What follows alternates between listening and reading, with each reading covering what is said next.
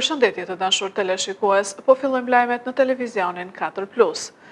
Ju vendos eksploziv në banesë ishte dashurës së Lajert Haxhiut. Sipas policisë, dyshohet për një mesazh sesa një rrezik real.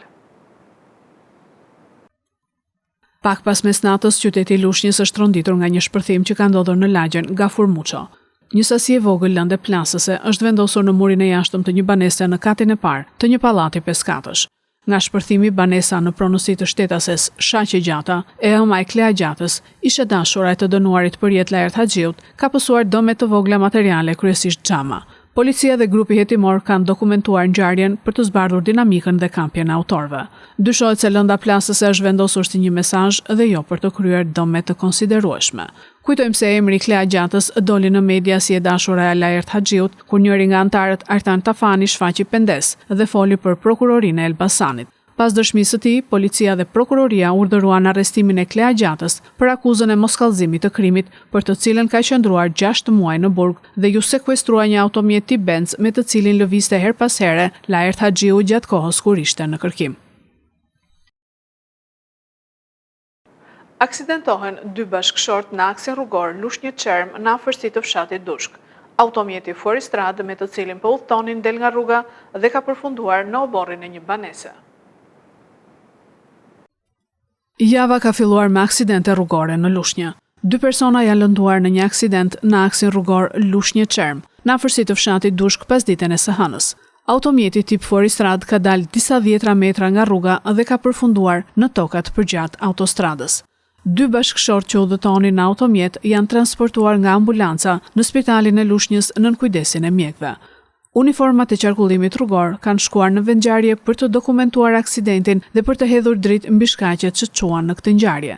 Sipas të dhënave të para, dyshohet se drejtuesi fuoristradës ka humbur kontrollin mbi mjetin, i cili ka dalë nga rruga dhe pasi ka përshkuar 20-30 metra në ajër, ka përfunduar në oborrin e një banese që fatmirësisht në atë moment nuk kishte asnjë person.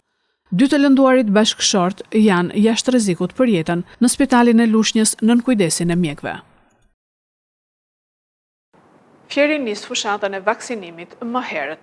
Epidemiologët thonë se presin shpërthim të gripit në javët e ardhshme. Vaksina kundër gripit ka nisur të aplikohet në të gjitha qendrat shëndetësore në Fier Patos dhe Roskovec. Fushata ka nisur më herët se vitet e kaluara me qëllim rritjen e efektivitetit në organizëm në pritje të një shpërthimi të gripit në tetor me 27.600 vaksina, rreth 300 më tepër se vitin e kaluar. Shefja e epidemiologjisë pranë njësisë së kujdesit shëndetësor në Fier, Anila Moçi, thotë se vaksina krijon antitrupa 3 javë pasi aplikohet dhe deri tani janë aplikuar 5700 doza. Kemi hyrë në sezonin e vjeshtës dhe dihet që dominojnë virozat respiratore dhe ku më dominancë është viroza e gripit, virusi i gripit. Për këtë arsye, marrim masat që në fillim të këtij sezoni të vaksinimit të popullatës me risk, pika kryesore me risk se janë personat që kalojnë akoma më keq dhe ka patur dhe fatalitet. Për këtë arsye ne kemi marrë 27.600 doza për gjithë popullatën e 3 bashkive Fier, Patos, Roskovec dhe sistemi shëndetësor, si në parësor ashtu dhe në dytësor. Ka një përdorim të mirë të kësaj vaksine në një VKSH në Fier. Mund të themi me modesti që marrin rreth 1/10 e sasisë së gjithë Shqipërisë. Jemi në ndjekje të situatës dhe mendojmë të dalim me sukses edhe në këtë nisën në këtë fushat që ne po bëjmë. Fieri rënditet ndërshaqet me shifra të larta të personave të vaksinuar. Interes për vaksinimin ndaj gripit po tregojnë edhe prindërit e fëmijëve që frekuentojnë kopshtet dhe çerdhet. Personelit mjekësor si përdorues të rregullt të vaksinës po i shtohen edhe mësuesit për të reduktuar përhapjen e virozave të gripit. Në këtë vit kemi fokus gratë shadzan, kemi mësuesit, për arsye se edhe mësuesit janë një portatorë shumë të mirë nga klasa në shtëpi, dhe duam që të fillojnë të konceptohet kjo vaksinë edhe tek fëmijët. Pra mbi 6 muajsh dhe deri në 11 vjeç, pra të fillojnë ta përdorin dhe kjo grup mosh. Ndërsa grup moshat e tjera e përdorin jashtëzakonisht mirë dhe ata persona që bëjnë një vit e bëjnë çdo vit vaksinën e gripit. Aktualisht në popullat po qarkullon edhe koronavirusi. Moçi shpjegon se me rritjen e numrit të testimeve ka rritje të rasteve të evidentuara me Covid. Njëkohësisht vazhdon të qarkullojë dhe nuk është eliminuar koronavirusi dhe për këtë arsye vazhdojmë të kemi masa mbrojtëse vaksin pranë një VKSH-s, kush dëshiron që të vaksinohet, por dhe për qarkullimin e Covidit, siç i thonë ndryshe në zhargon, ne kemi në çdo qendër shëndetësore kemi mundësinë që qytetarët të testohen, pasi çdo qendër shëndetësore në çdo moment e ka dhe testin e shpejtë për simptomat e tij që mund të dyshojë për simptomat. Domethënë bëjmë përjashtimin e Covidit dhe pastaj bëjmë diagnozën për grip. Në Fier aplikohet 1/10 e numrit të përgjithshëm të vaksinave kundër gripit. Kjo ka ulur numrin e vdekjeve si pasojë e komplikacioneve nga virusi, duke shënuar vetëm 1 deri në 2 vdekje në vit, kryesisht të moshuar me sëmundje kronike. Policia e Lushnjës dhe e Fierit ka vënë në pranga 3 persona dhe procedon në gjendje të lirë një shtetas tjetër.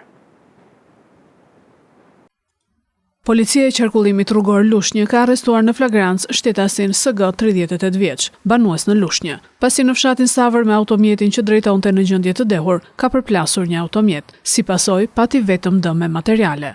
Gjithashtu, policia referoi materialet në prokurori ku nisi procedimi në gjendje të lirë për shtetasin AB 21 vjeç, pasi në fshatin Grabian, automjeti që drejtonte është përplasur me motomjetin që drejtonte shetasi RR 71 vjeç, i cili është nën kujdesin e mjekëve.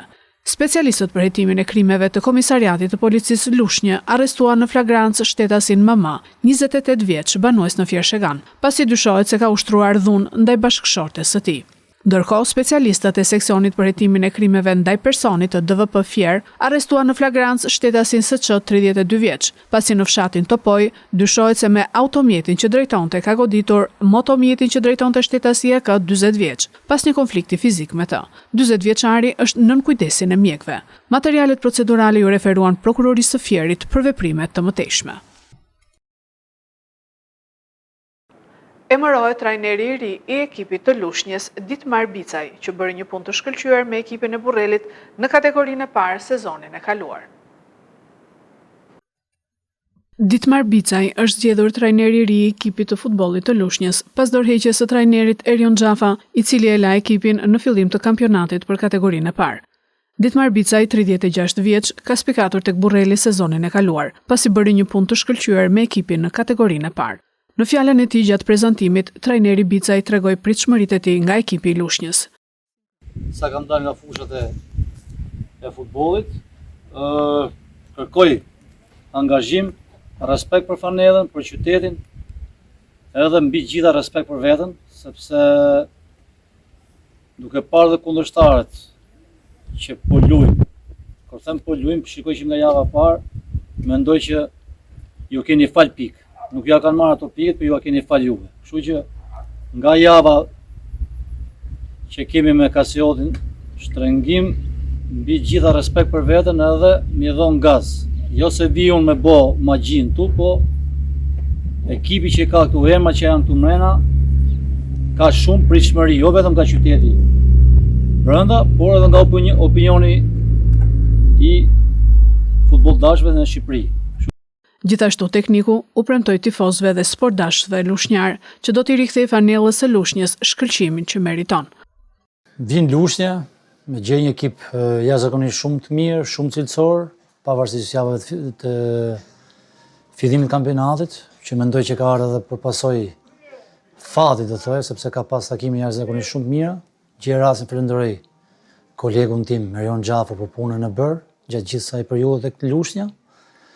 Vin tretimin e Lushnjës me shumë dëshirë, gjej një ekip shumë cilësor, një ekip me shumë traditë në futbollin shqiptar dhe premtoj që do jap maksimumin për ta rikthyr Lushnjën mes më të mirave të futbollit shqiptar, sepse është një fanellë shumë e rëndë dhe e meriton të jetë atje lart. Këto ishin lajmet tona për sot. Lajmet i gjeni dhe në internet në website-in 4plusmedia.tv. Bashkë miropafshim.